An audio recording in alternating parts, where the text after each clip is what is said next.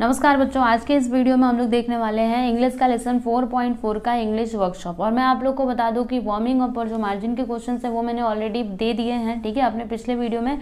तो आप लोग पिछला वीडियो जरूर देखिएगा, जिसका लिंक आपको डिस्क्रिप्शन में भी मिल जाएगा।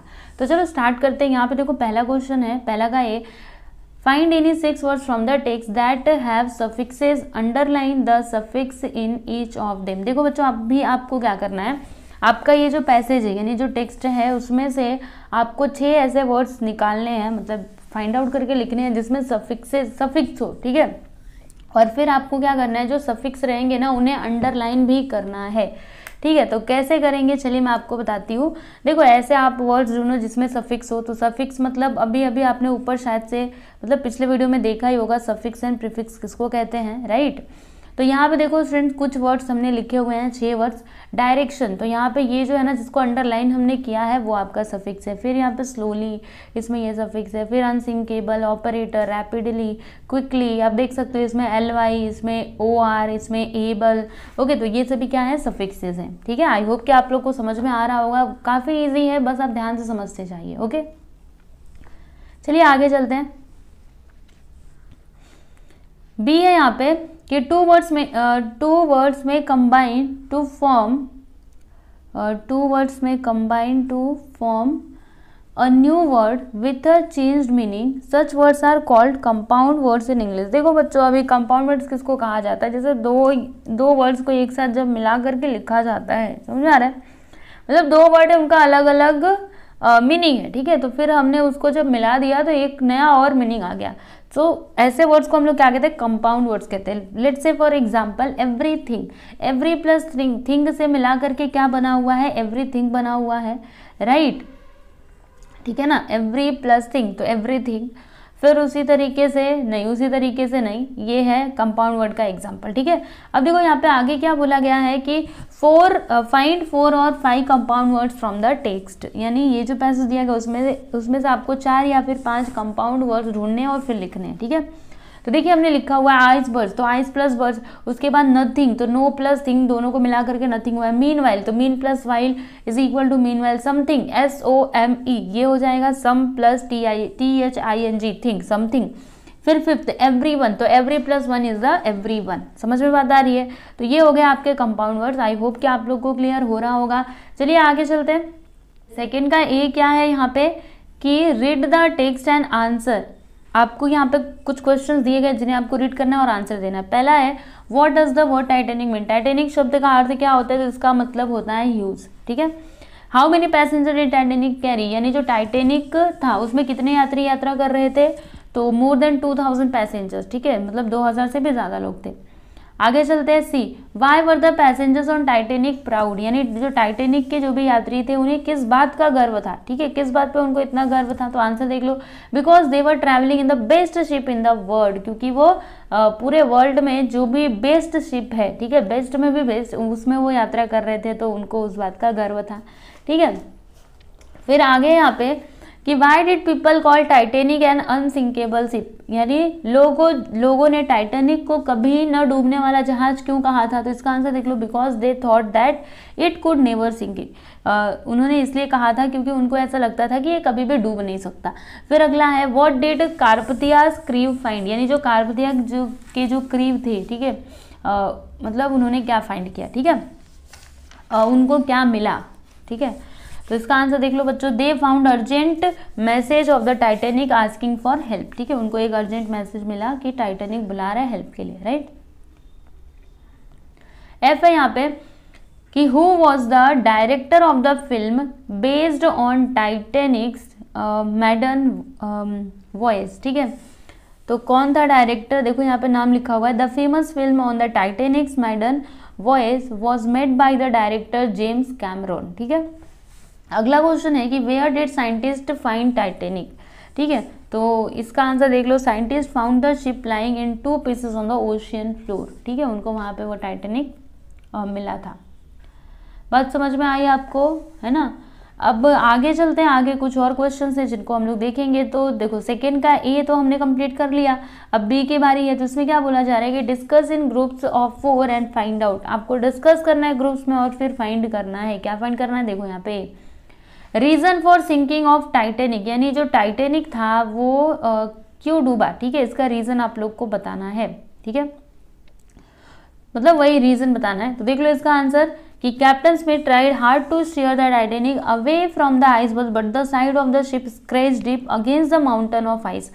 A shower of ice fell on the decks and the ice was cut holes along the ship's side. Water began to pour into the lower decks of the ship, so the Titanic began to sink. ठीक है, अगला देखेंगे यहाँ पे B, इसमें क्या बोला जा रहा है, effects of the sinking of Titanic, यानी जो भी टाइटेनिक डूब गया तो उसका इफेक्ट आप लोग को बताना है। तो पहला, about 1500 people ड्राउन्ड with captain Smith and his crew, ठीक है, मतलब 1500 लोग उसमें मतलब डूब गए। फिर दूसरा है, it made people think harder about the safety of passenger on ship. और third, they sent a submarine and found the ship lying in 2 pieces on the ocean floor. फिर फोर्थ भी है इसमें कि the director James Cameron made a famous film on Titanic's maiden voyage, ठीक है, तो इसका ये उत्तर है बच्चों, ये इसका आंसर है effects of sinking fund of Titanic, यानी टाइटेनिक की डूबने की वजह से कौन कौन से इफेक्ट्स हुए, तो उन्होंने फिल्म बनाई, उसके बाद बहुत कुछ हुआ। देखो यहाँ पे 1 2 3 4 पॉइंट्स में आंसर लिखे हुए हैं, प्लीज नोट कर लीजिए इसको।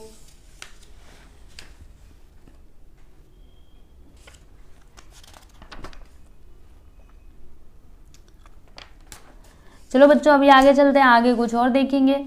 अब थर्ड में क्या बोला जा रहा है कि read and find words related to sea and arrange them alphabetically. देखो बच्चों आपको क्या करना है, लेसन अच्छे से रीड करना है, फिर आपको सी से रिलेटेड जो भी जितने भी वर्ड्स है सभी को यहाँ पे लिखिए, लेकिन अल्फाबेटिकली, जैसे डिक्शनरी में कैसे वर्ड्स लिखे रहते हैं उस तरीके से, ठीक है। तो देखिए हमने यहाँ पे लिखा है boat, depth, drown, ice, iceberg, lifeboats, ocean, sail, ship, surface, voice, ठीक है। तो ये इसका आंसर है बच्चों, मुझे उम्मीद है कि आप लोग को समझ में आया होगा। अल्फाबेटिकली यानी उसको अरेंज करना है अल्फाबेटिकली, ठीक है।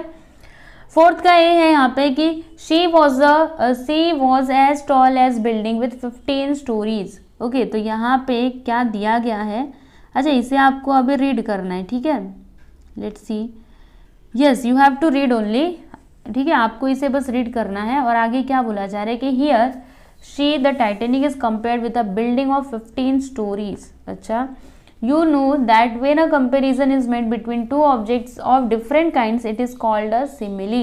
A simile is introduced by the word as or like. अच्छा बच्चों यहाँ पे simile की बात की जा रही है, ठीक है। अब आगे क्या बोला जा रहा है कि frame 5 of your own sentences using the construction as. देखो बच्चों अब आपको क्या करना है, आपको 5 ऐसे वर्ड्स लिखने हैं, ठीक है, किसका यूज करके, ये as जो है ना इसका यूज करके आप लोगों को 5 सेंटेंस लिखने हैं खुद के, ठीक है, खुद के 5 सेंटेंस। तो देखो मैंने लिखा हुआ है इसका आंसर, पहला ही is as timid as a rabbit, ठीक है, तो देखिए हमने एज का यूज कर लिया। फिर अगला है the shopkeeper is as cunning as a fox, ठीक है, तो एज कनिंग एज। फिर तीसरा the gentleman looks as noble as a knight. फिर fourth the old man is as firm as a rock. फिर fifth my skin as soft as butter. Okay, फिर B देख लेते हैं इसका, ये तो ए था बच्चों, ए जिसे आप लोग को इतना पढ़ना था, सिमिली को समझना था, एज कैसे लगा हुआ है। फिर आपको यहाँ पे उसी से रिलेटेड एक सवाल पूछा गया था जिसका जवाब आप लोग को देना था। अब अगला है यहाँ पे बी कि the Carpathia was too late to save them, right 3 sentences of your own using the following construction too और टू। देखो बच्चों आप ध्यान से सुनना, जैसे यहाँ पे ये जो टू है ना, टू TOO और फिर TO टू, ठीक है, दोनों को टू बोला जाता है, राइट। तो इसका यूज करके आपको अपने मतलब खुद के सेंटेंस बनाने। तो देखिए यहाँ पे हमने सेंटेंसेस बनाए हुए, जैसे पहला ही is too talkative to keep quiet for a single moment. फिर अगला Ramanna was too tired to work any more. फिर तीसरा है I am too busy to talk to you, ठीक है, इस तरीके से। तो देखो हमने हर जगह टू का यूज किया है, दिखाई दे रहा है आपको, यस, ये हो गया ना। अब आगे चलते हैं बच्चों, ये यहाँ पे हमने देखो फोर्थ का ए और बी दोनों देख लिया है। फिर अभी फिफ्थ की बारी है, तो इसमें क्या बोला जा रहा है कि read again from 5th paragraph. मतलब आपको क्या करना है बच्चों, सुनना ध्यान से, आपको जो भी ये पैराग्राफ है, जो भी पैसेज है, उसमें ना 5th पैराग्राफ को अगेन आपको रीड करना है, 5th पैराग्राफ से, यहाँ से।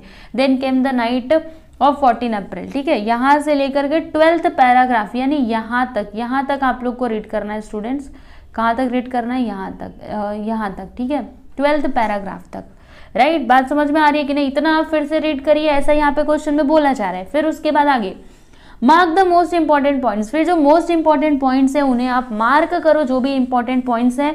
फिर अगला है using the points make a summary of the incident in your own words using short simple sentences. फिर आपको वो पॉइंट्स, जो भी इंपॉर्टेंट पॉइंट्स रहेंगे उनको आप टिक करिए, नोट बनाइए, ठीक है, मार्क करिए। उसके बाद आपको शॉर्ट समरी लिखनी है और simple sentences, not too hard, ठीक है, simple sentences. Write out the summary in 12 to 15 lines, आपको 12 से 15 लाइन्स में क्या लिखनी है, समरी लिखनी है। तो देखो बच्चों, आपको ज़्यादा मेहनत करने की ज़रूरत नहीं है, मैंने लिखा हुआ है, आप यही लिख सकते हो, या फिर अगर आपको खुद से करना है तो बहुत अच्छी बात है, आप खुद से करो, जाके 5th पैराग्राफ से 12 पैराग्राफ तक पढ़ो, जो भी इंपॉर्टेंट पॉइंट्स हैं उनको नोट करो, उसके बाद उसकी पूरी समरी लिख दीजिए सिंपल सेंटेंसेस में, ठीक है। ऑलरेडी मैंने लिखा हुआ है तो आप लोग देख सकते हो, ये इसका आंसर है स्टूडेंट्स, प्लीज इसको नोट कर लीजिए, अच्छे से आप लोग अपनी नोटबुक में लिख लीजिएगा। उसके बाद आ जाएगा लैंग्वेज स्टडी, ठीक है। चलो ये देख लिया, लैंग्वेज स्टडी की बात करेंगे। इसमें क्या है, the sentences can be classified into 3 types, simple, complex and compound. यानी जो सेंटेंसेस होते हैं उनको हम लोग 3 टाइप्स में क्या कर सकते हैं, क्लासिफाइड कर सकते हैं, सिंपल, कॉम्प्लेक्स एंड कंपाउंड। तो what are the simple sentence, देखो बच्चों यहाँ पे सिंपल सेंटेंस, कॉम्प्लेक्स और कंपाउंड सेंटेंस के बारे में बताया गया, आप इसको जल्दी से रीड कर लीजिए। Simple sentence is one that has only one subject and one predicate, यानी सिंपल सेंटेंस वो सेंटेंस होते हैं जिसमें that has only one subject and one predicate, it has only one finite verb, okay. For example, she went home in the morning, near my school I saw a snake, okay. So these two are simple sentences. Now अभी complex sentence क्या होता है, तो a complex sentence consists of one main clause and one और मोर dependent और subordinate clause, यानी main clause एक होता है, उसके बाद एक या फिर एक से ज़्यादा डिपेंडेंट क्लॉज यानी कि सबऑर्डिनेट क्लॉज होते हैं। Let's say for example, she went home after school was over. फिर दूसरा, the boys found the book which had been lost. देखो बच्चों, एक बात बताती हूँ आपको, अभी आपको ये अच्छे से समझ नहीं आएगा। क्यों नहीं आएगा, क्योंकि दीज आर मतलब ये सभी ना ग्रामर के पार्ट से, समझ में आ रहा है। ग्रामर में आपको ये सारी चीज़ें पढ़ने के लिए मिलेंगी, सिंपल सेंटेंस क्या होता है, complex sentence and compound sentence, बहुत ही अच्छे तरीके से, ठीक है। तो अगर आप लोग को वो वीडियो चाहिए तो आप मुझे कमेंट करके बता सकते हो, फिर मैं इसके ऊपर ग्रामर के ऊपर पूरा एक अलग से सेपरेट वीडियो बना दूंगी। If you want then please comment, okay. Otherwise अगर आपको समझ आता है, आपने पहले सीखा हुआ है, वेरी गुड, बहुत अच्छी बात है। फिर यहाँ पे तीसरा कंपाउंड सेंटेंस की बात की जा रही है, तो कंसिस्ट ऑफ 2 और मोर इंडिपेंडेंट और coordinate clause, they are joined by coordinators. For example, and, but, so, or, nor, etc. For example, he finished his work and he left his office. He is poor but he is honest, ठीक है। यहाँ पे देखो and से जोड़ा गया ना 2 अलग अलग सेंटेंसेस को, और दोनों वो क्या है, इंडिपेंडेंट है, किसी के ऊपर डिपेंड नहीं है, ठीक है, अपना अलग अलग वो सेंटेंसेस है। तो ऐसे सेंटेंस को हम क्या कहते हैं, कंपाउंड सेंटेंस कहते हैं।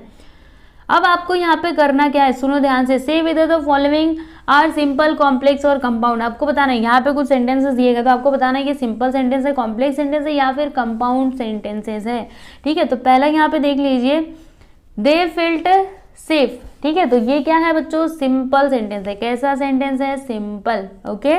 तो सिंपल सेंटेंस है तो बस लिख दीजिए, रहने दीजिए ऐसे ही। उसके बाद यहाँ पे लिख दीजिएगा। फिर दूसरा, captain Smith knew that there were icebergs nearby. तो ये क्या हो गया, कॉम्प्लेक्स सेंटेंस। फिर तीसरा, he fought hard to steer but the ship change direction slowly. तो ये कंपाउंड स्टेटमेंट है, ठीक है। देखो, he fought hard to steer, तो ये अपना एक अलग हो गया, ये किसी के ऊपर डिपेंड नहीं है। फिर यहाँ से the ship change direction slowly, तो ये अपना अलग हो गया। इन दोनों को जोड़ने के लिए किसका यूज किया गया, बट का। It means it is a compound sentence, okay, clear है। Next one is fourth one, most passengers heard nothing and they slept on। तो ये क्या हो गया, ये कंपाउंड सेंटेंस हो गया, ठीक है। फिर अगला है, the crew lower the life boats.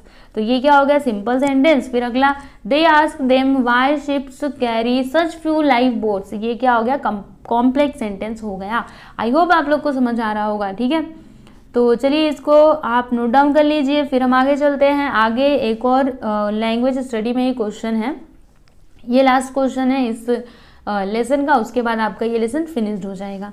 तो चलो यहाँ पे थर्ड वन देख लेते हैं। क्या बोला गया है कि find from the text 2 examples each of simple, complex and compound sentences. क्या करना है आपको, अपनी टेक्स्ट बुक में से आपको हर एक, जैसे हमने 3 टाइप के यहाँ पे सेंटेंसेस की बात की ना, सिंपल, कॉम्प्लेक्स एंड कंपाउंड, तो हर एक का आपको 2-2 एग्जाम्पल्स देने हैं from the text, from the passage, ठीक है।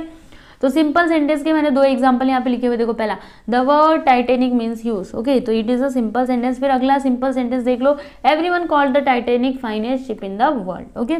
फिर कॉम्प्लेक्स सेंटेंस के 2 एग्जांपल्स देख लीजिए, पहला everyone thought that Titanic never sink, फिर दूसरा it was decided that all ships must have enough room in their life boats to carry everyone on board. फिर यहाँ पे तीसरा कंपाउंड सेंटेंसेस, तो देखो कंपाउंड सेंटेंस के भी 2 एग्जांपल्स यहाँ पे लिखे हुए, पहला the sky was clear and the sea was calm. फिर दूसरा the Carpathia was far away and she took over 3 hours to reach the Titanic. बात समझ में आई आपको? तो इस तरीके से आपको करना है। आई होप कि आप लोग को समझ आ रहा होगा, ठीक है। तो फाइनली हमने यहाँ पर ये जो आपका लेसन है द अनसिंकेबल शिप, इसके क्वेश्चन आंसर सब कुछ कंप्लीट कर लिया, वार्मिंग अप, मार्जिन के क्वेश्चन आंसर, मार्जिन के जो क्वेश्चन थे वो, उसके बाद इंग्लिश वर्कशॉप। तो बस आपको अच्छे से पढ़ते रहना है, अच्छे अच्छे नंबर लाने हैं, ठीक है। चलो बच्चों, मिलते हैं अभी हम लोग नेक्स्ट वीडियो में, लेकिन उससे पहले आपको बता दूं, आप चाहो तो मेरे टेलीग्राम चैनल को भी ज्वाइन कर सकते